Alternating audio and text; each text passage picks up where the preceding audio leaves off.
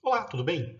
Então, vamos começar agora então uma aula sobre bioética com a temática relação cirurgião-dentista-paciente a partir das questões bioéticas. É uma aula que tem uma questão relativa à parte de comunicação não violenta ou comunicação assertiva, como alguns mencionam também, que se torna fundamental nas relações entre profissionais da área da saúde e os seus pacientes.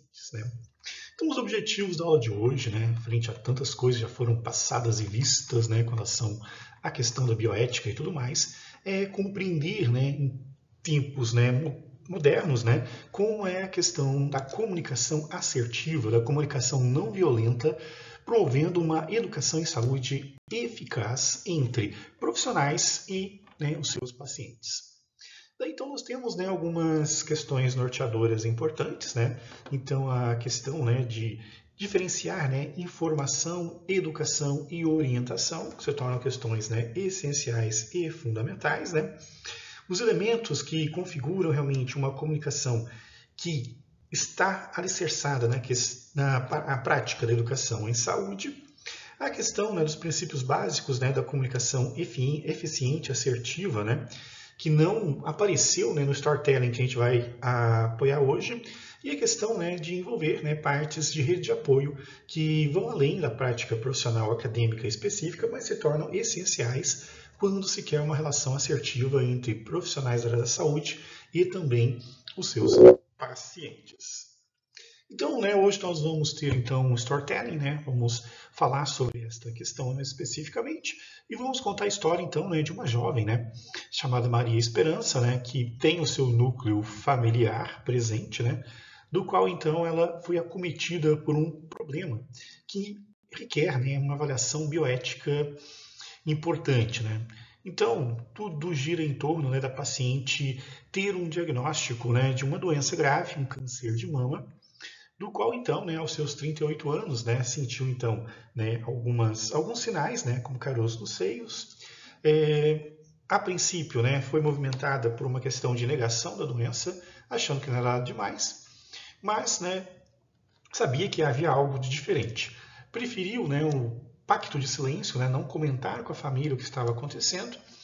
E daí então, como as questões não regrediam em termos da presença do caroço e outros sintomas que ela já apresentava, resolveu então procurar na internet, algo muito comum dos nossos momentos de pós-modernidade, do qual então encontrou vários sites que falavam de prevenção do câncer, começou a seguir as orientações, mas percebia que nada se resolvia, talvez porque já estivesse num estágio mais grave.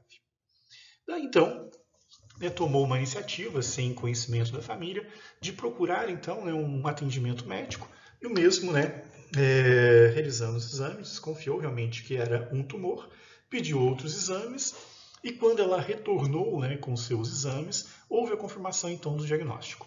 O médico então explicou bem biologicamente como os tumores surgem e o médico disse que o fato de não ter buscado ajuda antes foi determinante para estar doente, com o risco até mesmo de retirada de uma parte do seu corpo. Obviamente que a paciente se sentiu bem agredida pela forma de uma comunicação que priorizou a questão de uma parte do seu corpo e não a sua essência como ser humano completo. Então, obviamente que a paciente ficou completamente transtornada com a situação, Daí então, sua filha descobriu os exames, percebeu que existia algo de errado, viu o diagnóstico, foi conversar com a mãe se desorientou, ficou nervosa, nisso também o pai ficou sabendo, o marido dela, e houve então toda uma situação dramática na família em função da doença que se estabeleceu. E ela ficou sem motivação, procurou na internet algumas soluções, numa tentativa ainda de manter uma negação da doença e fazer um doctor shopping, ou até mesmo uma barganha, que são etapas do adoecimento. E teve um retorno com o médico, e esse médico só falava dos números do exame, da questão de tirar uma parte do seu corpo, eliminar células que cresciam desordenadamente, e a paciente, então, passou a ter uma sensação de não existir ali. Seus medos, seus sonhos, seus vínculos. Pensava se valia mais a pena passar por um tratamento, para eliminar o câncer, já que ela não era o foco principal, né? O que estava em jogo ali eram as células que cresciam desordenadamente.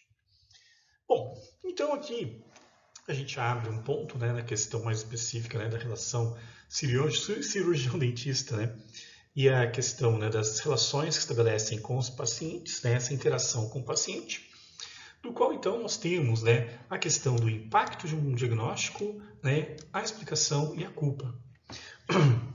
No universo odontológico também acaba acontecendo situações como essa, do qual, né, o cirurgião-dentista, frente a uma situação similar a essa, né, ou uma situação, né, que envolva também, né, a questão mais específica de um tumor bucal, um câncer na boca, ele tem que estar ciente que é necessário então ter uma comunicação, e a comunicação não pode ser violenta.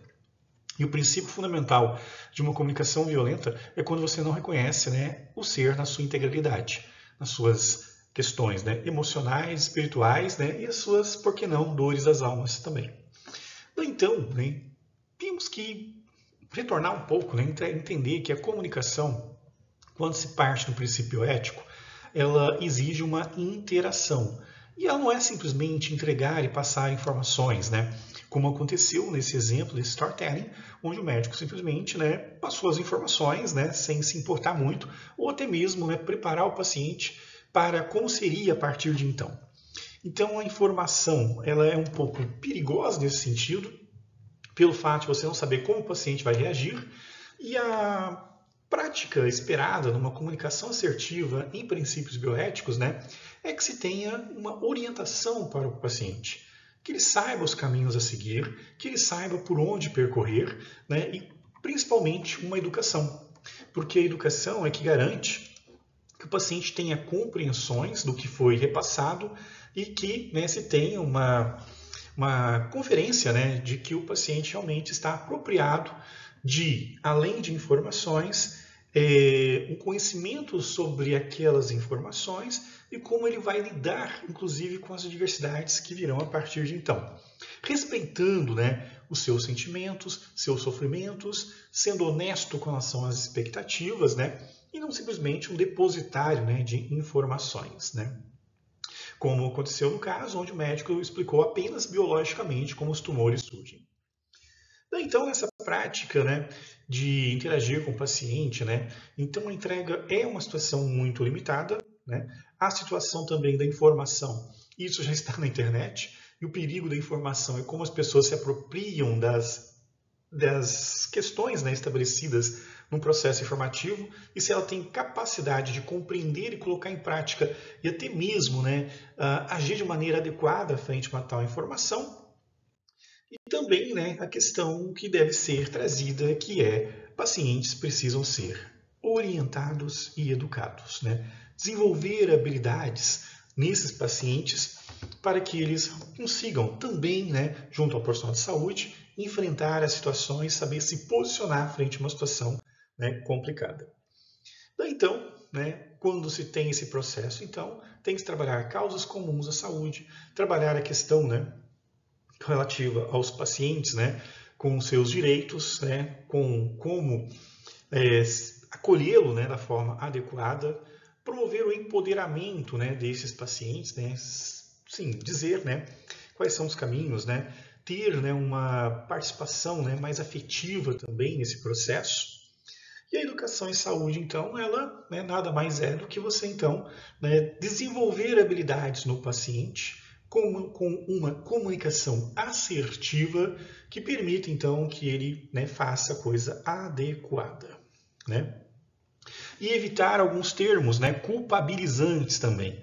Nessa história nós tivemos aí, né, uma situação bem complexa, que foi, né, a fala do médico quando ele diz, né, que o fato da paciente não ter buscado ajuda antes, né, gerou, né, todo o problema que ela apresenta, como que deslocando toda a culpa para a paciente.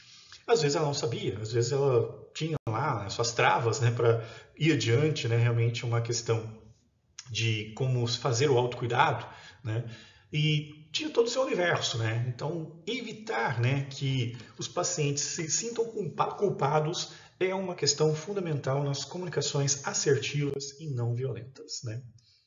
E sendo assim, então, né, temos que sempre considerar então a interatividade entender que o paciente não é um depósito de informações. Temos que conferir sempre, né, se está claro aquela comunicação que é feita com ele, se ele realmente compreendeu e quando não compreendeu a situação, né, e oferecer um acolhimento quando a situação, né, for um pouco dramática e também, né, ajudá-lo, né, a ter, né, uma performance fora, né, para que ele consiga alcançar seus direitos, fazer a forma correta, evitar, né, acesso a fake news, entre outras situações importantes, né.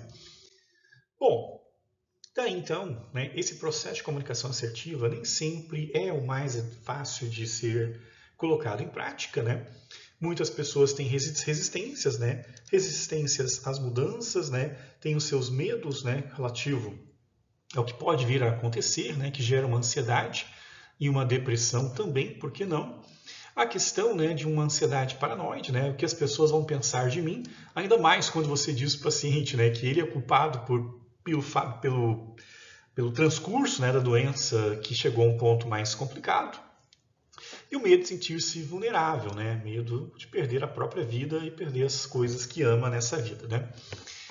Sendo assim, então, né, é preciso desconstruir, né, todas essas situações e a melhor forma para desconstruir isso dentro de uma visão bioética é, né, o acolhimento, né, realmente a situação de você valorizar as pessoas, né, e ouvi-las, principalmente, né, numa escuta ativa, né, explicando, né, que as mudanças virão para uma questão positiva, que, né, se tratar, né, fazer o tratamento adequado, né, não se terá as perdas, né, que tanto geram ansiedade e medo, né. A questão de aceitar a doença, evitar a fase da raiva, né, e buscar parcerias, né, porque as pessoas não deverão julgá-las e não irão julgá-las na verdade, né. E se isso acontecer, saber como proceder, né, para colocar limite em algumas pessoas, né, que possam vir com essa atitude, né. E a questão, né, que está em uma certa vulnerabilidade implica a necessidade realmente de se cuidar. O nome disso é acolhimento, né? Não tem outra palavra para definir isso. Tá, então, né? Só lembrando que a gente já viu, né, em umas aulas, né, a questão da fase do luto, né, do adoecimento. E a nossa paciente, então, né, passou, né, pela questão de uma negação, pela raiva quando desentendeu com a família, barganha quando buscou na internet, né, e certamente terá, então, né, suas fases mais depressivas e necessitando, né, de uma questão de uma aceitação, né. Bom, daí então, né, as pessoas têm resistência, né, às mudanças, né, por falta de compreensão, por falta de acolhimento, de uma escuta ativa, de realmente conversar sobre questões, né, das pessoas e não simplesmente questões biologicistas, né, como foi apresentado, né, na questão deste storytelling até o presente momento.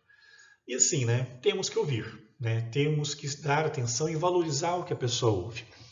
Existe, né, tem uma história, né, que é falado assim, né, nas questões bioéticas envolvendo, né, essa comunicação assertiva, não violenta, né, e de acolhimento, que é a história, né, do paciente que estava com uma dor no pé, né.